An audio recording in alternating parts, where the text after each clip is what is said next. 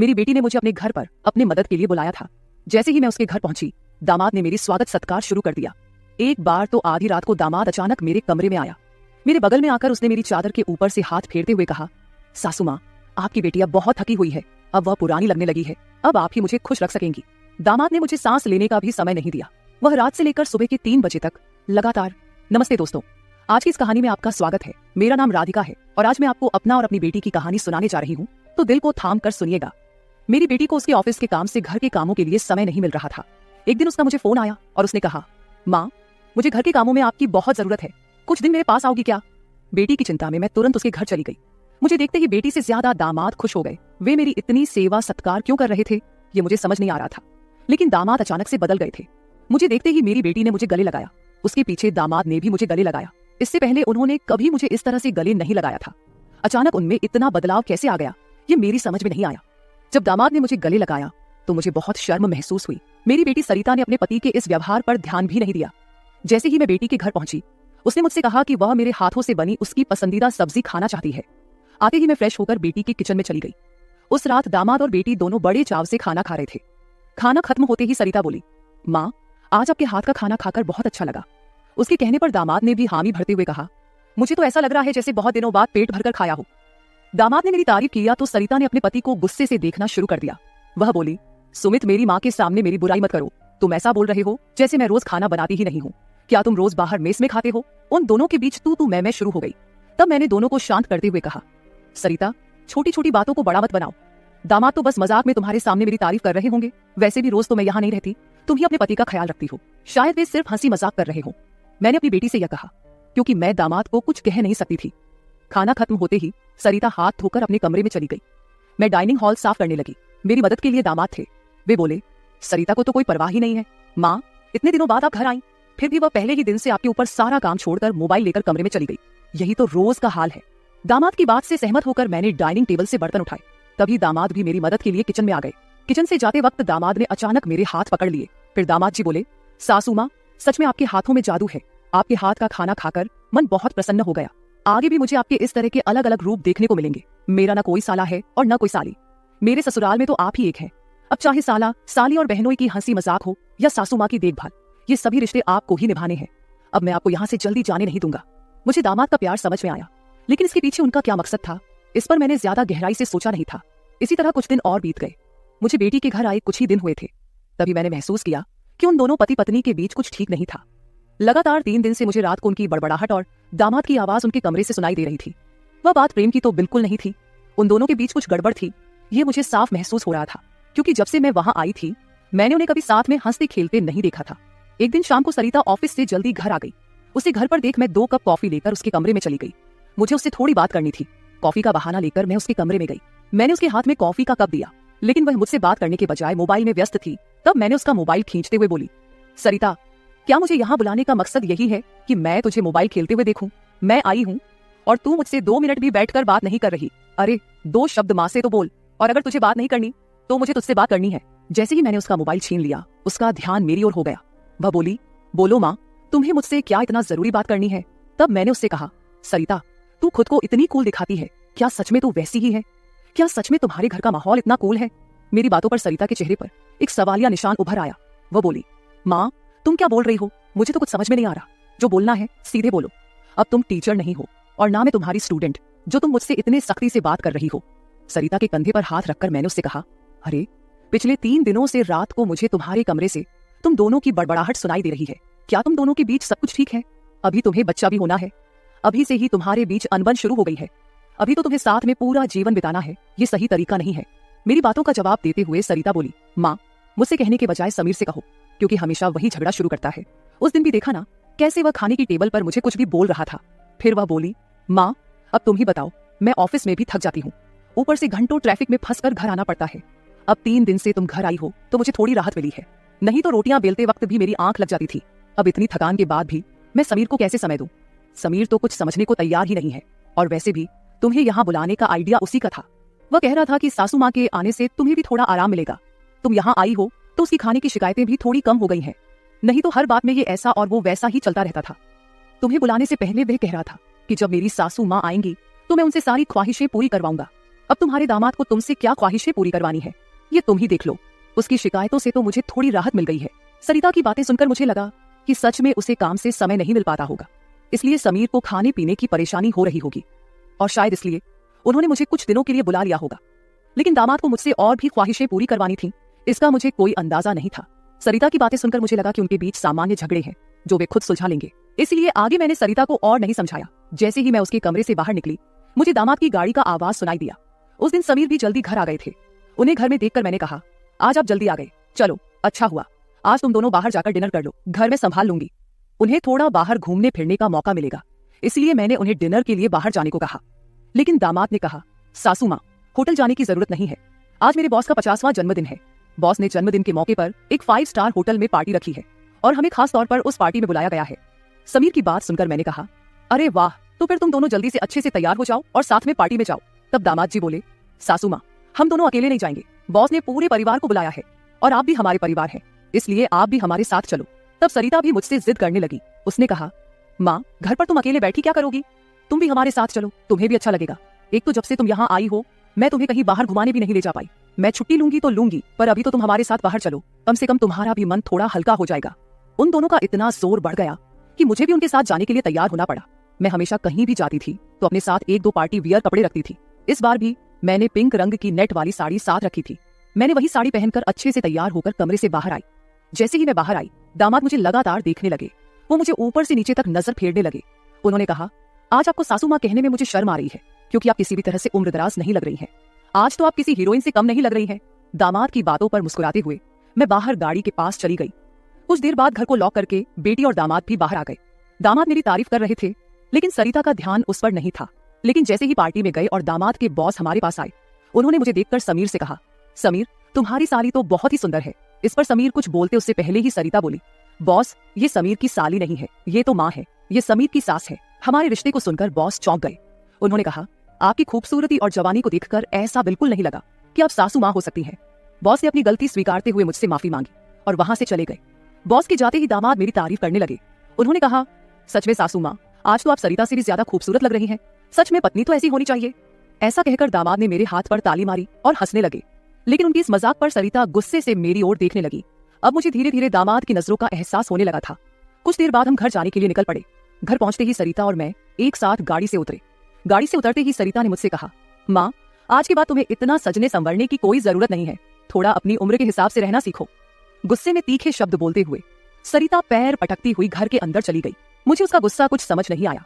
असल में मुझे तो किसी भी बात पर गुस्सा आने का सवाल ही नहीं था। फिर भी सरिता मुझसे नाराज होकर पैर पटकते हुए घर के अंदर चली गई थी। नादान लड़की सोचकर मैंने उसकी बातों को नजरअंदाज किया और घर में जाकर अपने कमरे में चली गई। कुछ देर बाद फ्रेश होकर मैंने रात में सोने के लिए नाइट गाउन पहन लिया। रोज की तरह सोने से पहले मैंने अपने हाथ पैरों पर बॉडी लोशन लगाया। तभी अचानक दरवाजे पर दस्तक हुई। दरवाजे पर दामाद थे। हमारी नजरें मिलते ही दामाद ने कहा, सासू माँ, अंदर आ सकता हूँ। ये घर उनका ही था, फिर भी वो कमरे में आने के लिए मुझसे अनुमति ले रहे थे। मैंने कहा, ये घर तो आपका ही है, मेरी अनुमति लेने की क्या जरूरत, आप यहाँ कभी भी आ जा सकते हो। फिर हंसते हुए दामाद कमरे के अंदर आ गए। उन्होंने मेरी ओर देखकर कहा, सासू माँ, सच में आज आप बहुत सुंदर लग रही थी। वैसे तो मैं आपको कभी यह कॉम्प्लीमेंट देना चाहता था कि आप आज भी जवान और खूबसूरत दिखती हैं। कभी कभी सच में आपको सासू माँ कहने में मुझे शर्म महसूस होती है। कभी कभी तो आपको नाम से बुलाने की इच्छा होती है। सच में आप सरिता की बहन जैसी लगती हैं। बाहर कुछ समय पहले सरिता ने जो गुस्से में आपको कहा, वह सब मैंने सुना। उसकी बातों पर ध्यान मत दीजिए। और हाँ, एक जरूरी बात यह है कि सरिता की बातों को दिल पर लेकर आप अपना रहन सहन बिल्कुल मत बदलिए। आप जैसी हैं बहुत अच्छी हैं। दामाद के मुंह से अपनी तारीफ सुनकर मेरे मन में लड्डू फूटने लगे। अगर 45 साल की किसी महिला की तुलना 21 साल की जवान लड़की से की जा रही हो तो जाहिर है वह महिला खुश होगी ही। उस समय मेरे साथ भी वैसा ही हुआ था। दामाद की प्रशंसा पर मैं शर्मा गई थी। उस दिन के बाद दामाद की हदें बढ़ने लगी। 4 दिन बाद मुझे अपनी बेटी के कमरे से उनकी बहस की आवाजें सुनाई दी। मैं अपने कमरे से बाहर झांकते हुए वह सब सुन रही थी। तभी दामाद कमरे से बाहर आते दिखे। दामाद को बाहर आते देख मैं जल्दी से अपने कमरे में चली गई। मैं कमरे की लाइट बंद करने ही वाली थी कि समीर मेरे कमरे में आ गया। वो काफी गुस्से में लग रहा था। मैंने उसे एक गिलास पानी दिया और पूछा, सब ठीक तो है ना। इस पर दामाद बोले, सासू माँ, आपकी बेटी और आप में कितना फर्क है। शादी के बाद पति से कैसा व्यवहार करना चाहिए, उसे कैसे खुश रखना चाहिए, आपने सरिता को कुछ भी नहीं सिखाया।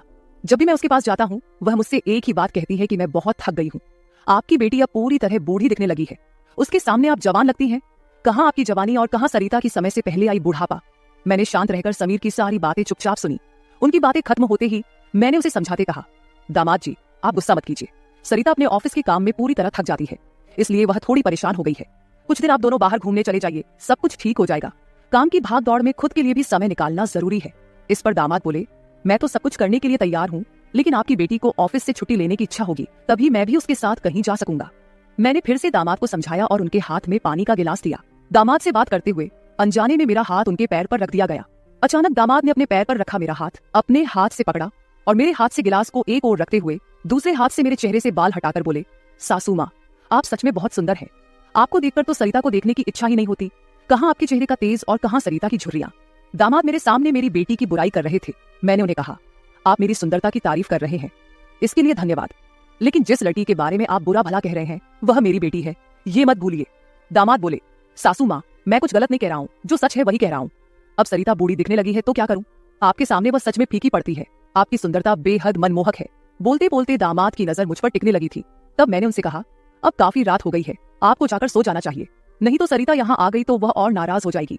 मैंने दामाद को जैसे तैसे अपने कमरे से बाहर किया, नहीं तो वह रात भर मेरे कमरे में ही बैठे रहते। खैर जो भी हो, लेकिन समीर ने मेरी जो प्रशंसा की वह मुझे बहुत पसंद आई। अगले दिन शाम को जब दामाद ऑफिस से घर आए तो उन्होंने कहा, सासू माँ, कल मुझे 2 टिफिन पैक कर दीजिए, और वो भी भरकर। जब से आप मेरा टिफिन बना रही हैं, ऑफिस में मेरी क्रेडिट कुछ ज्यादा ही बढ़ गई है। मेरे दोस्त रोज मेरे टिफिन की तारीफ करते रहते हैं, और आज तो मेरे बॉस ने भी मेरी तारीफ की। सबको लगा कि मेरी पत्नी ने इतना अच्छा खाना बनाया है, लेकिन मैंने सबका भ्रम दूर कर दिया और उन्हें बताया कि यह जादू मेरी पत्नी के हाथों में नहीं, बल्कि मेरी सासू माँ के हाथों में है। कल मेरे बॉस ने आपसे टिफिन मांगा है, और हाँ, टिफिन के साथ आप भी अच्छे से तैयार रहिएगा, क्योंकि बॉस ने आपको भी मिलने के लिए बुलाया है। मेरे दोस्तों को भी आपसे मिलने की इच्छा है। दामाद मेरी तारीफों के पुल बांध रहे थे, तभी सरिता वहीं बैठी थी। बातें करके समीर डाइनिंग हॉल से बाहर चले गए। मैं भी किचन में रात का खाना बनाने जाने लगी। तभी सरिता ने कहा, माँ, तुम्हें अपने दामाद के सामने ज्यादा कूल बनने की कोशिश नहीं करनी चाहिए। मैंने तुम्हें उसी दिन समझाया था कि तुम्हें अपनी उम्र के हिसाब से रहना चाहिए। अब ना तुम नौकरी करती हो, ना पापा है, तो तुम्हें इन सब नखरों की क्या जरूरत है? कल तुम समीर के ऑफिस जा ही रही हो तो एकदम साधारण और सादगी से जाओ। मुझे तुम्हारा यह टाप टिप रहना बिल्कुल अच्छा नहीं लगता। मेरी अपनी बेटी मुझ पर हुक्म चलाने लगी थी। उस समय मुझे सरिता की बातों पर बहुत गुस्सा आया। मैंने उससे कहा, सरिता, उस दिन मैंने तुम्हें बच्चा समझकर कोई जवाब नहीं दिया, लेकिन अब तुम्हारी हिम्मत बढ़ती जा रही है। याद रखना, मैं तुम्हारी माँ हूँ, ये मत भूलना। मुझसे बात करते समय अपनी जुबान का ख्याल रखो। एक बात तो तुम्हें भी अच्छे से पता है कि मुझे हमेशा से टाप टिप रहने की आदत है। मैं अपनी आदत किसी के कहने से नहीं बदलूंगी। इंसान जितना अच्छा रहता है उतना ही फ्रेश दिखता है, यही मेरा मानना है। तुम चाहे कुछ भी कहो, मैं अपनी रहन सहन नहीं बदलने वाली। अगर किसी को बदलना है तो तुम खुद को बदलो, अपना चिड़चिड़ा स्वभाव बदलो। कभी कभी तो मुझे लगता है कि तुम मेरी ही बेटी हो या नहीं। उस दिन पहली बार मैं अपनी बेटी से इतने गुस्से में बात कर रही थी। इससे पहले सरिता ने भी कभी मुझसे इतने कटु शब्दों में बात नहीं की थी, इसलिए उससे गुस्सा होकर मैं किचन में चली गई। उस रात खाना खाते समय भी मैंने किसी से बात नहीं की। अगले दिन दोपहर के 1 बजे के बाद मुझे मेरे दामाद का फोन आया, तो मैं तैयार होकर उनके ऑफिस जाने के लिए निकली। शाम को मैं और समीर साथ ही घर लौटे। मुझे और समीर को साथ देखकर सरिता और भी ज्यादा नाराज हो रही थी। अब मुझे उसकी नाराजगी से कोई फर्क नहीं पड़ता था। वो तो अपने पति को भी खुश नहीं रख पाई थी। मैंने भी अब उससे किसी तरह की कोई उम्मीद नहीं रखी थी। लेकिन इधर मेरे दामाद अब मुझसे बहुत अच्छे से पेश आने लगे थे। हर 2-3 दिन में वो मुझसे कहते कि उनके ऑफिस में उनके दोस्तों ने या कभी उनके बॉस ने मुझसे मिलने के लिए बुलाया है। उस दिन भी सुबह नाश्ता करते समय दामाद ने मुझसे कहा, सासू माँ, घर के सारे काम जल्दी निपटा लीजिए, क्योंकि आज भी आपको ऑफिस जाना है। मैंने उनकी बात पर सहमति जताई। जैसे ही समीर ऑफिस के लिए निकले, सरिता ने मुझे घेर लिया। उसने कहा, माँ, मैं कुछ दिनों से देख रही हूँ, रोज तुम अपने दामाद के ऑफिस जा रही हो, शाम को उनके साथ हंसती खेलती घर लौटी हो। अब भी तुम दोनों में सास दामाद का रिश्ता बरकरार है या फिर सीमाएं पार हो गई हैं? उस समय सरिता कुछ ज्यादा ही बोल गई थी। मैंने उस पर जोर से चिल्लाई, फिर भी उसे कोई फर्क नहीं पड़ा। उसने कहा, मुझ पर चिल्लाने की बजाय एक बार यह सोचो कि तुम्हारा और तुम्हारे दामाद का रिश्ता किस मोड़ पर जा रहा है। अगर मेरी बात समझ में नहीं आई तो तुम यहाँ से जा सकती हो।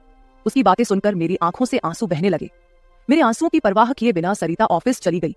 उसके बाद 5 घंटे बीत गए, लेकिन मैं अपने कमरे में बैठी आंसू बहाती रही। समीर के लगातार फोन आ रहे थे, लेकिन मैंने फोन उठाने से इनकार कर दिया। 5 घंटे बाद मैंने खुद को संभाला और अपना बैग पैक करने लगी। जैसे ही मैं सरिता के घर से निकलने लगी, दरवाजा खोलते ही मैंने देखा कि बाहर मेरा दामाद गाड़ी पार्क कर रहा था। मुझे अचानक जाता देख उन्होंने मेरा हाथ पकड़ा और सीधे घर के अंदर ले आए। कमरे में पहुंचते ही समीर ने मेरा बैग खाली कर दिया। वह बोले, सासू माँ, ये क्या हो रहा है? आप बिना कुछ कहे यहाँ से क्यों जा रही हैं? मैंने उन्हें सरिता की बात कुछ नहीं बताई। मैंने कहा, मेरे कारण शायद आपके रिश्ते में दूरियां आ रही हैं। अब मुझे भी यहाँ आए काफी दिन हो गए हैं। मैं अपनी बेटी का घर नहीं तोड़ना चाहती। आप अपने जीवन में खुश रहिए, अब मुझे यहाँ से जाना चाहिए। मैं फिर से अपना बैग पैक करने लगी। तभी दामाद ने मुझे अपनी ओर घुमाए। फिर मेरे कंधे पर हाथ रखकर उन्होंने कहा, सासू माँ, जरूर सरिता ने आपको कुछ बुरा भला कहा होगा।